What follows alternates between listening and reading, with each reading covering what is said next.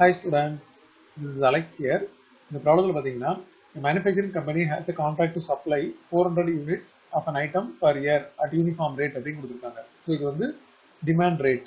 We have capital R. Demand rate is 4,000. Storage cost per unit per year is 50. So, storage cost is C1. So, C1 is rupees 50. அதே மாதிரி setup cost per production run is rupees 160 அப்படின்னு கொடுத்திருக்காங்க. So இதை வந்து நம்ம C3 அப்படின்னு எடுப்போம்.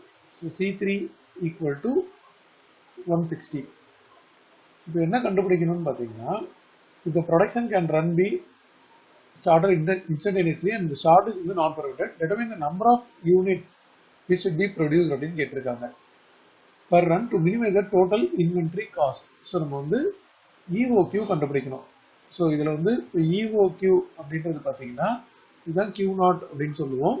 Root of 2R C3 divided by C1. So root of 2 into 4000 into 160 whole divided by 50.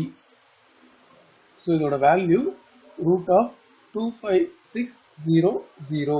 இது நம்ம ஸ்கொயர் ரூட் எடுத்தோம் அப்படின்னா 116 வரும். So 160 units.